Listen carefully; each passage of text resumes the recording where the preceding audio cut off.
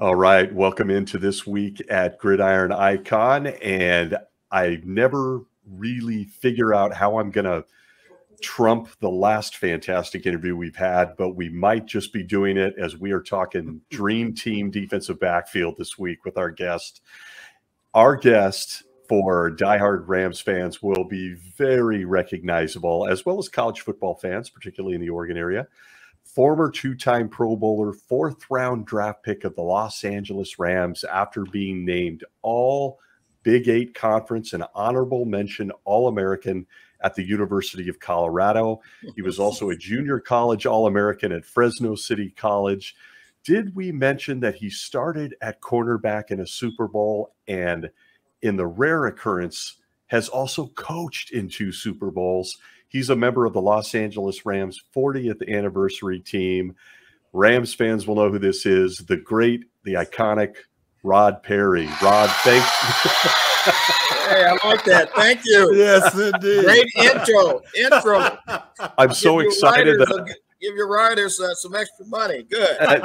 Isn't that something? I'm so excited. I forgot to introduce my fantastic co-host and friend, Preston Denard, who happens to be an ex-teammate. Yes, it is. He's A-list. For us, we call him Magic. Oh. To be truthful, Black Magic. That's what we call it, because he created Magic, 88. Is this a story? Program, number 1 in your program, number 1 in your heart, number 88 in your program. I see it up there. Oh, yes. Yes. Thank you for having me both. Oh, we are thrilled to have you. And full disclosure, number 88 was a guy that I almost broke my arm diving into my bunk bed trying to emulate his layout catches that he was doing. Yeah, and Preston, if you'll allow me a couple of quick seconds to tell you how much and how excited I am, Rod Perry. This is me in high school. And maybe you will recognize 49. The number. What? 49. Okay. Maybe you will recognize tell me that. The story to that. Go ahead. There is a story, Mr. Rod Perry, and the story is you. And that is a true story. You were one of my favorite players, as was Mr. Cromwell, whose jersey you see behind me next to my friend and co-host Preston Denard. But this number 49 jersey I wore all through high school because I thought I was going to be Rod Perry. Wow, that's quite an honor. Thank you very much. Hey, that's a huge smile on my face. I made somebody happy. Good. The honor is all mine, and I'm not going to. I asked Preston to let me just get that out of the way because we got some great stuff in store. But man. Hey. Absolute thrill of a lifetime to be spending this. That sounds like the Hoota. Remember the Hoota? A waterman. Go ahead. We can go so far back, but okay, go ahead. Go ahead, Stace. Finish that up. I just have to say I'm remiss in my fanboy gushing here over number 49. I want to know more about Black Magic.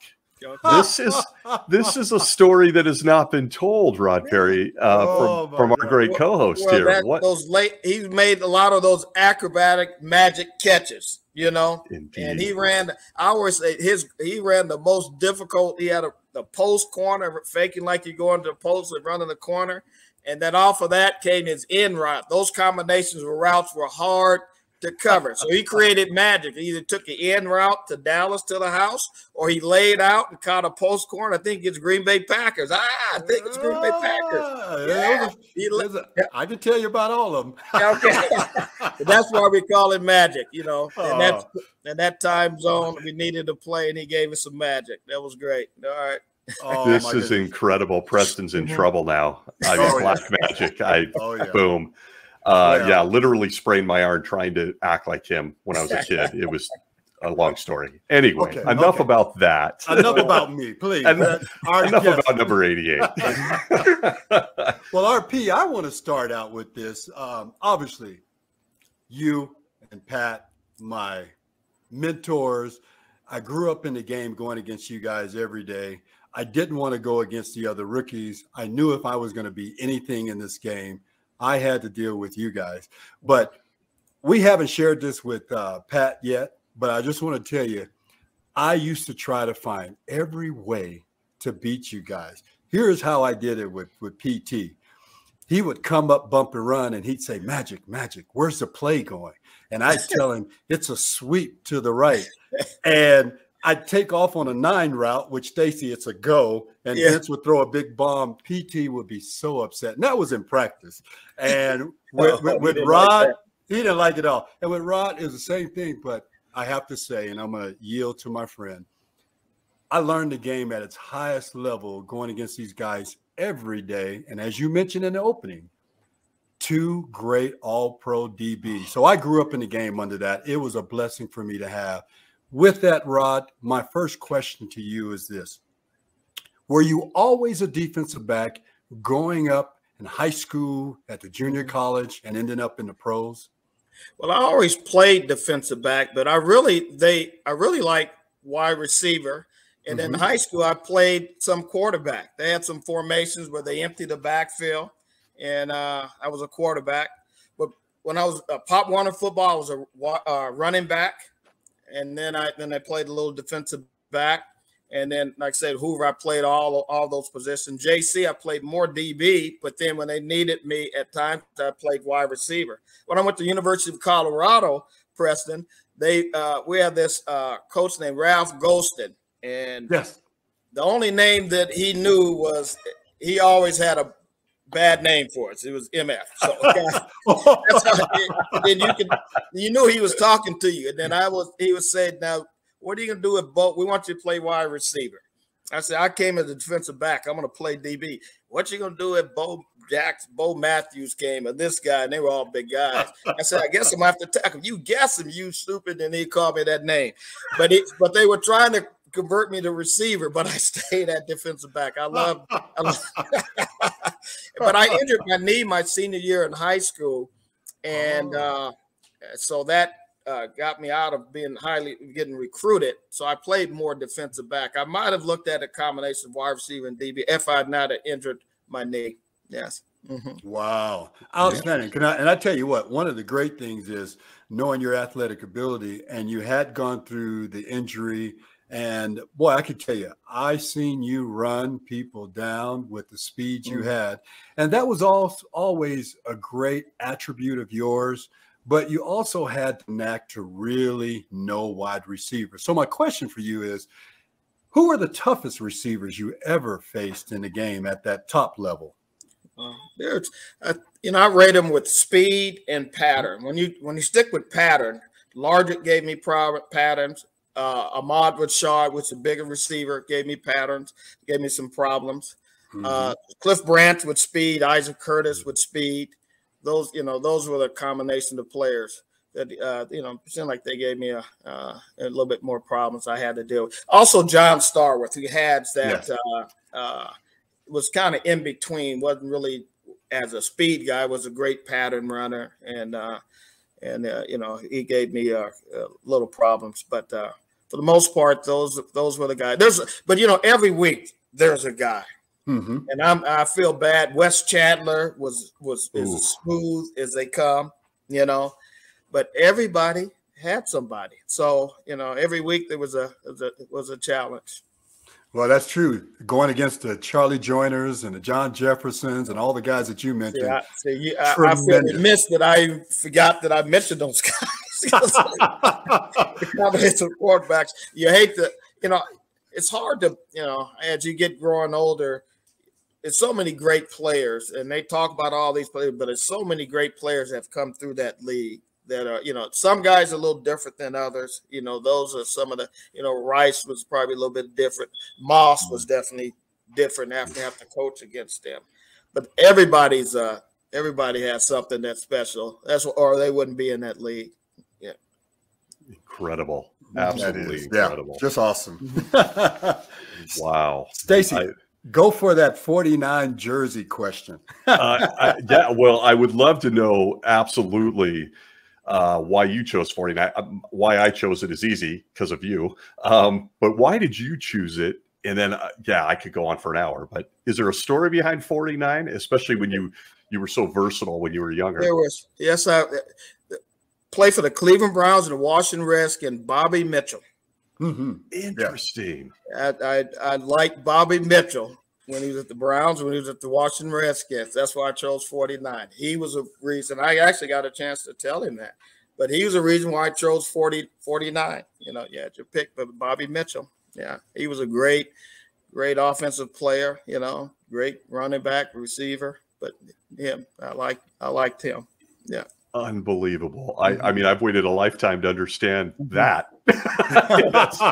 That's absolutely incredible.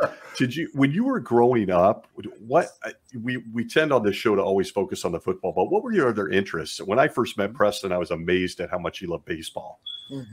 Did you have other sports, or was football your number one thing? And that's the way I'm just like, I played when I went to high school, I played all sports, even Little League. I always played baseball, football. Well, my dad did. I'll tell you that. My dad didn't want me to play football, really. I'll tell you that little story. But I played basketball. But baseball, I really love baseball. It was a choice that my junior year, we're going to have a good track team. And they wanted one more guy because they think they have a chance to win our valley, which is in the Central Valley, and possibly compete for the state. So I had these 3 guys talk me into it. And I would watch the track when I was playing baseball, but I love baseball. And the baseball coach, God bless, he just passed away, named Jack Hanna, great coach at Hoover history. I see him when I was playing football, and I was just going at the end of my football. He said, you know, you still be playing. What are you talking about?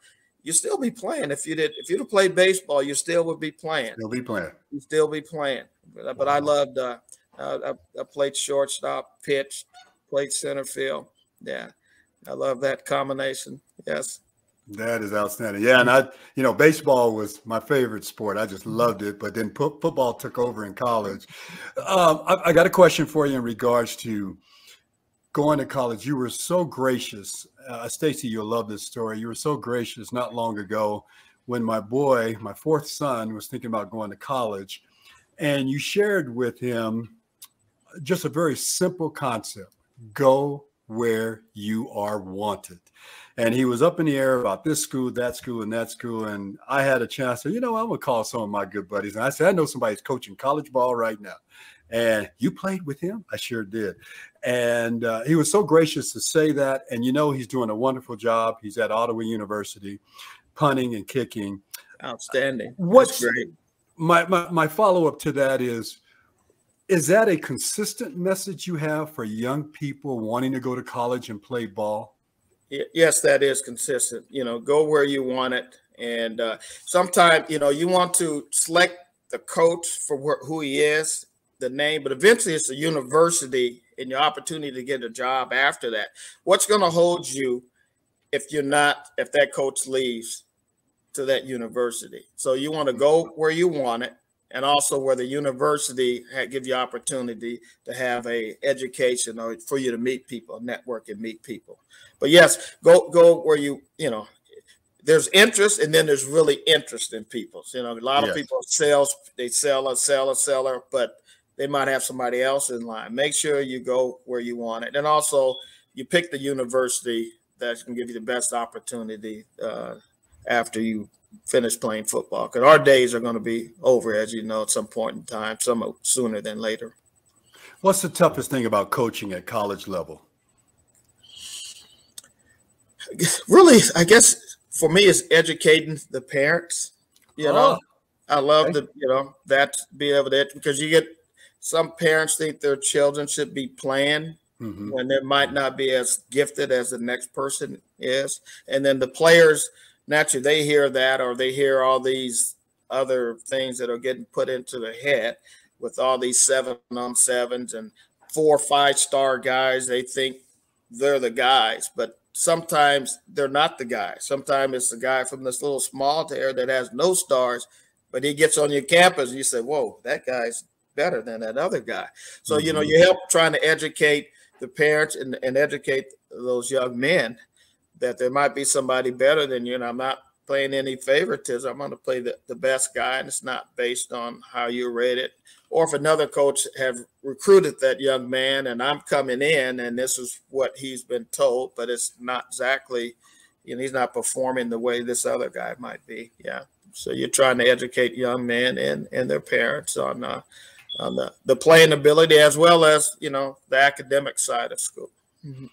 That's got to be a tough thing to kind of decipher and communicate to the parents, because, you know, it's their baby, but the ones that, no, go ahead.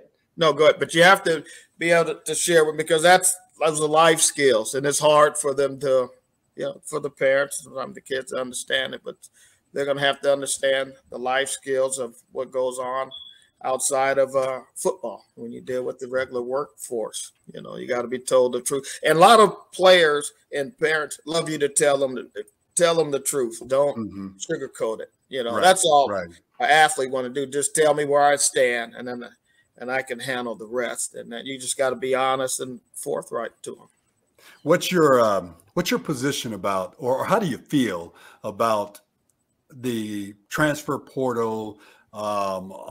You know, UI, all that stuff that's going on with the college kids today. Have we bit off more than we can chew? You know, I don't know, since I'm not in it. It's kept from the outside in. I know that because I don't know all the ins and outs with that portal, other than I know this, that coaches are leaving to get higher paying jobs. They're all leaving. They have that opportunity to. So I'm glad that the kids have a chance to, if it doesn't work, to go to another school. Now, how do we govern that? I'm not sure about that, you know, that part of it. You know, players leave for different reasons, and sometimes it might not be, the grass might not be greener than the other side, but it does give them an opportunity to, you know, if there is an opportunity with another school, you can go, but that doesn't necessarily mean it's the right opportunity. It might not work out, because a lot of those things don't work out. All we see is the glamour things. This SC has this portal, these guys are panning out, but those other kids, we're not hearing that part of the story. So there's some negatives to that, but what they're given the opportunity to look at possibilities of, they're not locked into that school. They look at a possibility of, you know, possibly choose another school for other playing or schooling. So that part of it, I'm cool with. Okay. Unbelievable. Yeah, that's such a timely question. I have to ask you. I guess we're bouncing into the coaching career, because we got to go back to the Rams. Maybe we close there. But in your coaching career, I'd love to hear the difference between coaching at the college level, because you started at a smaller college, city college, went to the big time schools, then you go to the NFL. I mean, I have to ask you, if when you were with the Browns, I believe you coached Lattenberry. Am I right about that? Does that ring a bell? I know who Lattenberry is from Oregon. I think I missed Lattenberry. Oh, you missed Latin. I had to ask. I played against him, so I was like, he was Rod coach him? I think he's a great long jumper, right? Ooh, very big track star. I'm familiar with the track. No, I did not have a chance to. When I was at Cleveland playing, we had Hanford Dixon and Frank Minifield. They ended up being great, you know, great players, great corners, you know. So I was happy to be there.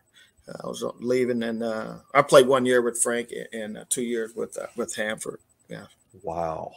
But the difference between college and pros are, I think college, when I came to Oregon State, they really were really receptive to listen and wanted to learn and wanted to see how the pro game was being done. I'm fortunate I had Jordan Poirier. He was playing corner, and I saw him in my eyes as a guy who can move inside as a nickel and maybe translate into a safety. You know, that's what I visioned him. So we were able to move him in at nickel, and then I think he had 7 interceptions. He almost led the country in interception. And then he got drafted a little bit later because of the speed and the lack of speed and some of the athletic things in terms of vertical jumps and strength. But he had his vision, because he played baseball. He could judge the ball. He had great vision and great feel. And he's super, you tell him one thing, he processes information. So he visioned right easily to the I give credit. The Philly let him go. Cleveland Browns picked him up, and they moved him to safety, and then the rest is good. And then I had Steve Nelson, who plays for the Houston Texans right now. And so he's a third-round pick that went to I went to Kansas City. But I remember recruiting him out of he was from COS, Irv Pake. He coached in Preston at COS. Did he? Okay. Yeah. So okay. Pake coached him, so that's out of in. And then there was another guy named Curtis Allen, who I had coached a little bit at Fresno State, gave me an opportunity. And then when I went to Warner Warblems, Georgia, and I got a chance to meet his grandmother and grandfather, Wow. and his mother. So they believed in what I envisioned he can be. Plus, I was really interested in him, his graduation part. So I was just being myself. I'm not a salesman. I just talk what I feel and believe. And we're still friends. In the day I communicate with him today. So he's going on this 8th year. But it's great to see those guys progress, along with other guys that didn't get to the NFL, but they went on to be successful in other things in life. And I see, this guy's in the clothing business. This guy's selling real estate. I mean, that's really, I enjoy that part of it. And there's some contact still with them. Relationships are very, very important. Like me and Preston have, that's very, very important. Those relationships. They never go away. They're highly important. And when you grow up with something you love and you can share it with somebody, that's what it's all about. It's interesting. You mentioned Irv Pankey, and I was on the phone this morning visiting with Reggie Doss about Irv Pankey. And I said, I got to get Pank on the show. So, and he would be good. Pank would be very entertaining. I'm sure he would. Yes, he would be. I want to ask you a question. Heading back to your NFL days, one day at practice, and this was it might have been my second year. We were still at Blair Field. And my youngest brother, Glenn, I don't know if you remember this, he came out, he was a high schooler, and he happened to run a route against the defensive secondary. It's probably the last, we did our own little workouts. Yeah. And he went against you. And he ran a post in, and a lot faster than I am. And you just stopped and started laughing. You said, that boy's got too much speed for me to cover him. And he has never forgotten that. And he told me to ask when he knew you were going to be our guest to see if Rod Perry remembers that day. You remember speed when people get on you real quick. That gets your attention. That gets you a little twinge in your hamstring, Hey, it could pull up too. How's the man doing? He is outstanding. He just celebrated his umpteenth grandchild, and he's got, I can't even identify how many nieces and nephews he's produced for me, but I just got a picture of one more of my little niece, and I mean, they're just having babies all over the place. So the Denard name is not going anywhere, but he's doing wonderful. He sent his hellos to you. Okay, tell him thanks. Yes, that's speed. Speed with that long length. I wasn't expecting that. I probably was a little bit too close on him. Got to give him his due. He'll feel good about that. The next round, I would have gave him his due. I would have backed up a little bit more. Yeah, he would climb up on me too quick. Oh, I think he felt that pro experience, and that was enough for him. But back to your playing days, and so glad Stacy had referenced that. But one thing has always been important to me. I took lessons when I got traded to Buffalo and then on to Green Bay that I learned in practice against you guys, and then of course the younger guys started coming after us. And when I got traded, I took a lot of the things that I learned that you and Pat actually personally taught me. Because if you recall this, I used to always ask you guys, you want to do some one-on-one after practice. And we would go around the goal line and do bump and run. And it not only feasted my ability to improve, but I know it did something for you guys. Was that rare, or is that what separates the average players to be better players? I think that's what separates them, that extra hard work and getting with the receiver afterwards. Because I started with Ron Jesse. Ron Jesse was the person that showed me how to cover. Yes. He would line tight splits and run it in. Wide splits and run out. And then he used to, Jesse was always, when he's talked to you in the locker room, he might have that cool sleeve, Now listen, rookie. That's all I'm doing is doing this. I'm lining up here, but I'm releasing to where I was going to really line up anyway. And they start making, okay, so I'm releasing wide and I'm running out. I would have lined up tight anyway. So he just, that stem release. And then what he taught me is stem releases does not equal goals. That was the first thing. When I learned that, so you stem hard in or you stem hard out, I eliminate the go route. You're playing, and that's what he told me. You're playing intermediate routes. So Jesse started to learn me how to cover. Also, obviously going against Harold, because Harold could blow the top off the defense. Let me give you a story. Monty and I came in the same year with James Harris. Monty Jackson, yes. Yeah, Monty. Well, James was already there, so Monty had to leave practice for some reason. So I'm by I was quiet, but I was woofing that day. So James wanted to teach me. He ran 9 straight goals, not any, and he caught all of them. I almost blew my hand, And then Chuck waved off the top, and he said, "No, I'll teach you forever talking." And that Chuck talk about that today. But that same week we played Buffalo, and the first time they threw a goal, I intercepted, and HJ and James ran on the field, and all those dudes, they congratulate me. They taught me a great lesson. Number one, not to run my mouth, but also number 2, how to cover a goal route. But that could get you in trouble running that mouth off the field. Yeah, that'll get you unemployment line real quick. But yeah, but spending extra time with receivers, Ron, and yourself, because you were really tricky.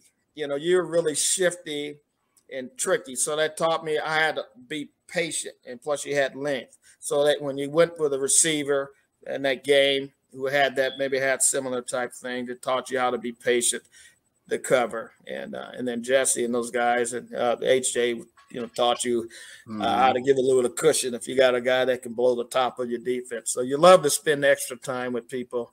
And Jesse spend that time because he really tried to help me, and I really loved him for that.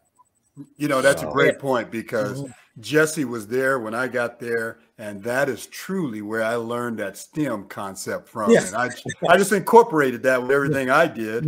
What a wonderful experience. You don't always have to be all pro. You don't always have to be in a Pro Bowl to have a very successful career, but just being successful on the field. Well, I don't want to take up all your questions, but as I was coaching, and like I said, coaching that league for 23 years, to get in the building is hard to get in the building. It's really, really hard. And you are special, whether you're playing on a 53 or your practice. You look at those numbers, 80 players times 32, I don't know, that's out of the whole United States. You are special. Right. Some guys are a little bit different than other guys, but you're special to be in the building. And guys have to understand they are very, very talented to be in the NFL, period. Because it's hard to do. It's real hard, know. And then it's hard to stay because you're always looking to replace people. So you gotta, you have to come to work every day and be prepared to get better. Unbelievable. I hope you allow me to pop one in here. Listen, I grew up, I'm not, it's really weird now later in life. I'm not that much younger or difference in age, but I'm just young enough that I really looked up to you guys. And when I look at that defensive backfield, I had all I wanted to be a receiver too, but I wasn't fast enough like Preston. So they put me as safety, and I was kind of a thumper for my age, but I had all your guys' pictures in my locker, the whole 10 yards. When you look back on that defensive backfield, you mentioned Johnny Johnson, yourself, Pat Thomas, Nolan Cromwell. I could just go down the guys that came after you and all. What made that group so special? Because I feel like that's one of the most underrated defensive backfields literally in NFL history. Well, thank you very much. That one year we had Nolan's 1980 year when he's defensive player of the year. Yeah, we had Pat, Nolan, and myself went to the Pro Bowl, and I'm sure Johnny was an alternate. But when I think about it, is Pat went into coaching, Nolan coached for years. I was blessed to coach for years. Johnny could if he wanted to, but those guys were very smart, very instinctive. Besides being great athletes, so they were smart and instinctive with their athletic ability. And I will give Bud Carson credit. because he had a complicated scheme. He put together some things that you really had to think, but we were able to figure it out and sort it out because those guys were very good football players with football minds and football instincts, and we figured out some things. So all of us, I would say, and anybody that played in that second, were very smart and instinctive, and then they had athletic ability, and then they had a determination to want to be good. Unbelievable. I forgot to mention Leroy Irvin, who's been on the show. Leroy. Yeah, Leroy's another. Yeah, well, I can't. Another guy. He speaks for himself with his punt return and his cover ability. He's 4-time Pro Bowl. And he's a great athlete, great cover guy. All those guys.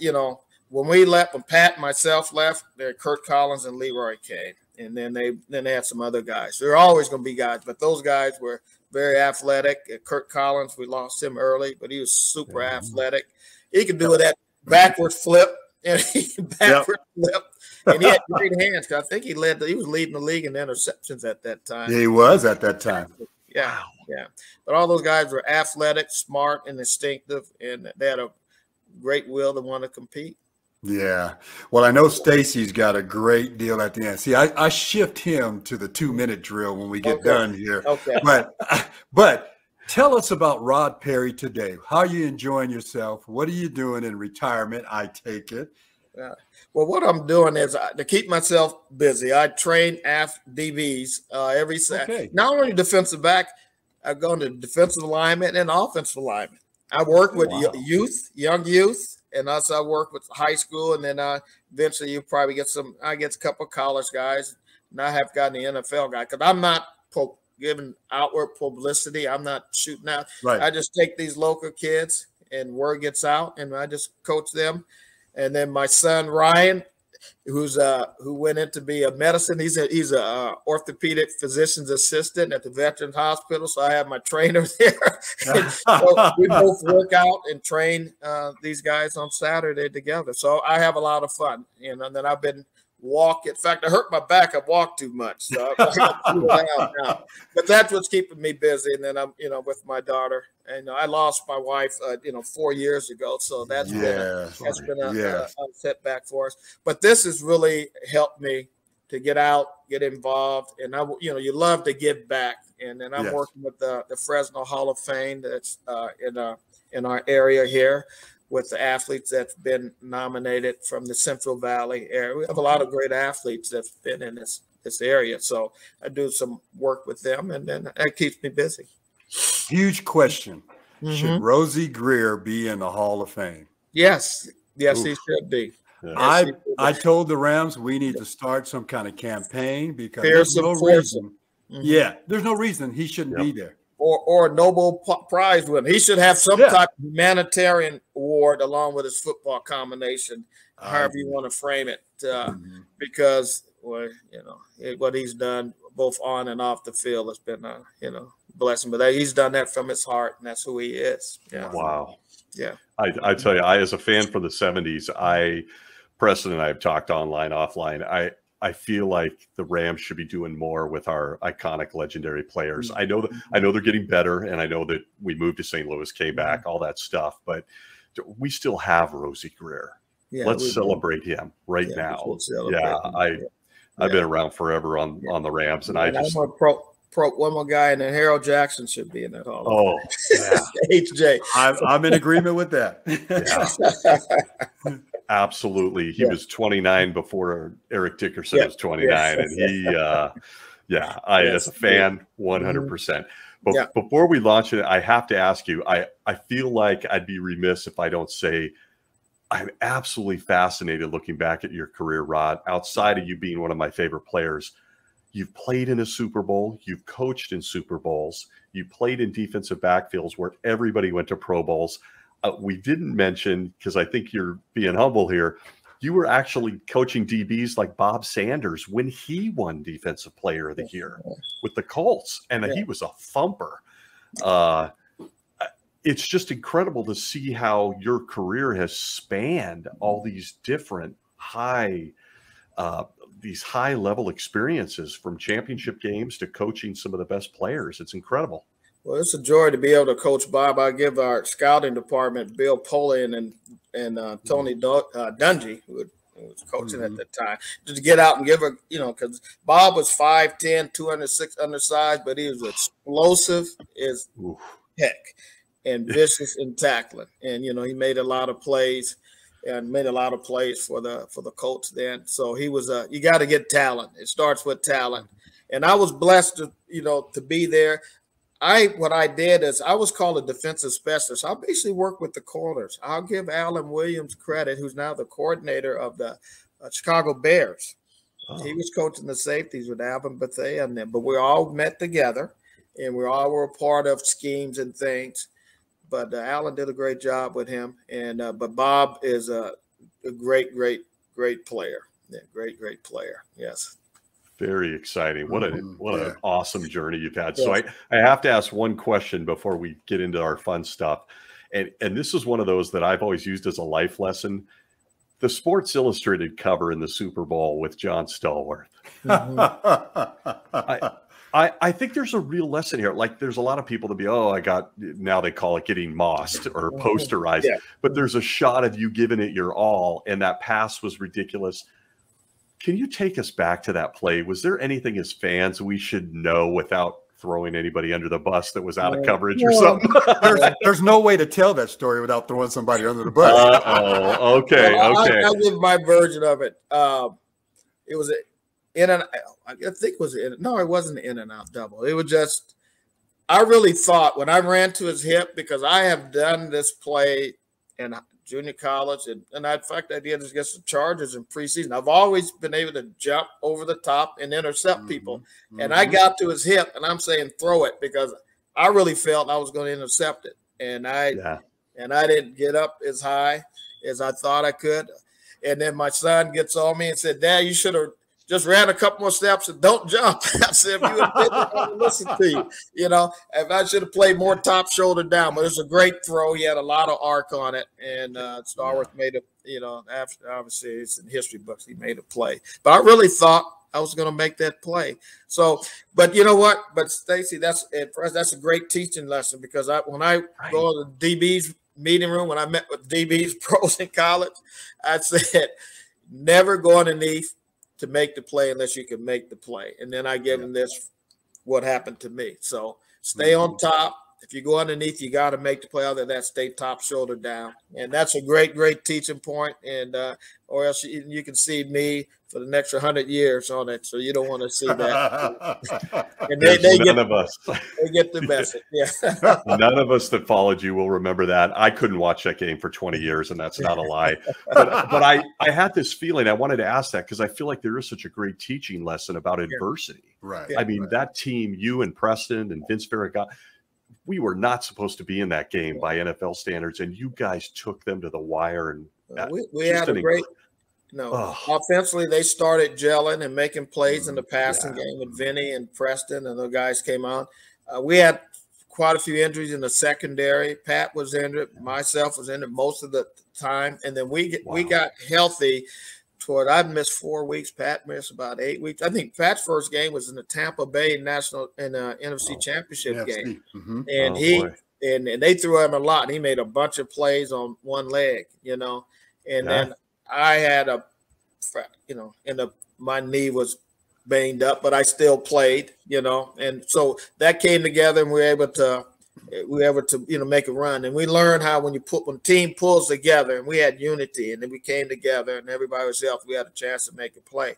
My proven point they drafted me to make those type of plays. So 1980, my goal was I was going to be a Pro Bowl player because I was drafted to make those plays. And if I don't make those plays, I won't be here. So that following year, I was able to make all pro or at least a Pro Bowl that year. So that was my driving point to prove that I belong.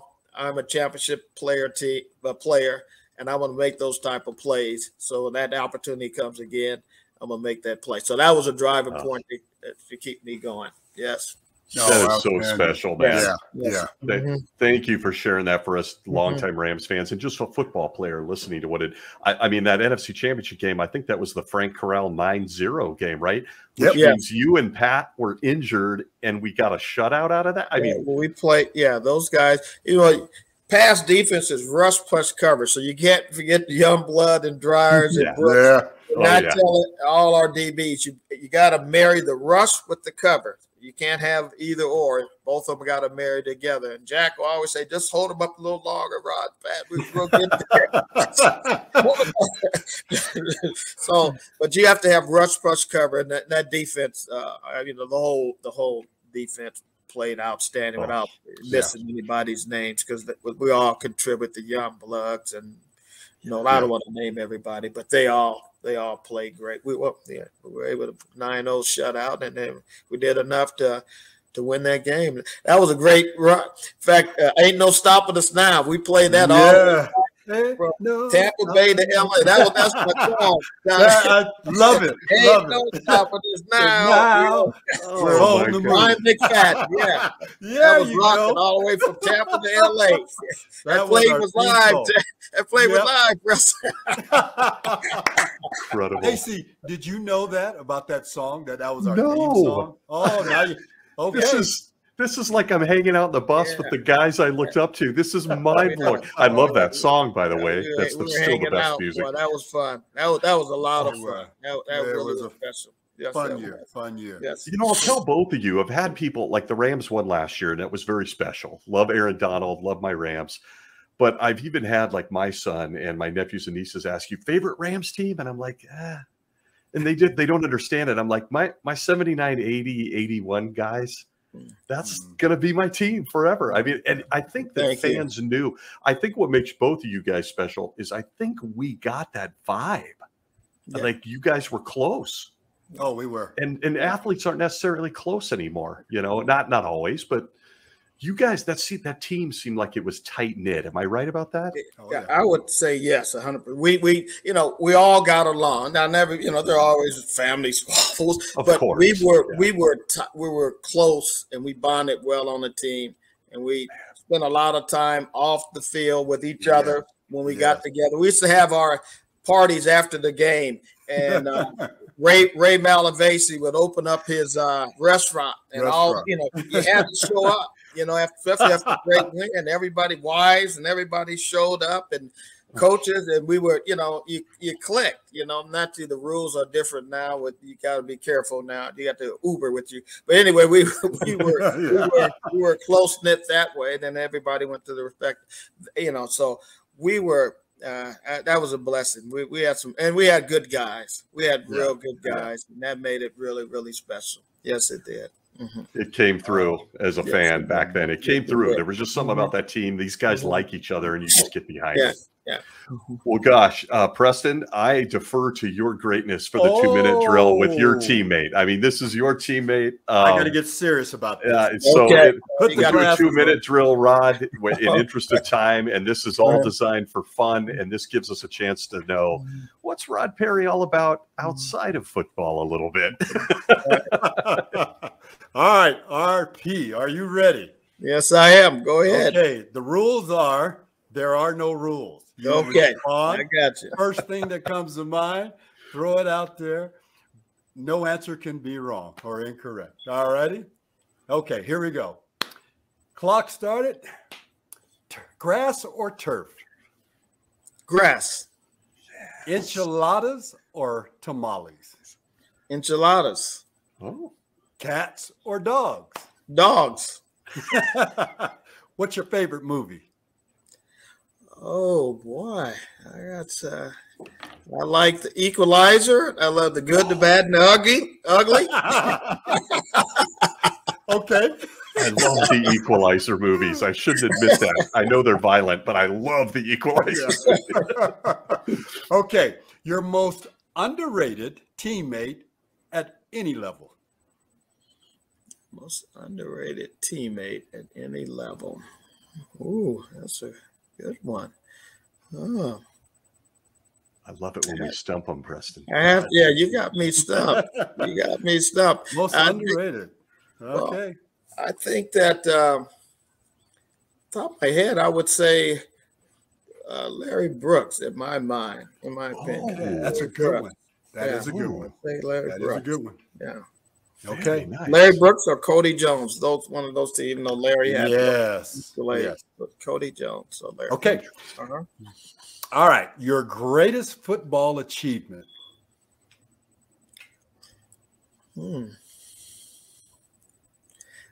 Oh boy. I would say the interception against Roger Staubach.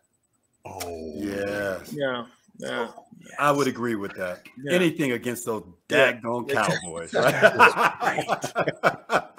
All right. Last one. Drum roll. Who plays Mr. Rod Perry in a movie? Plays Mr. Rod Perry.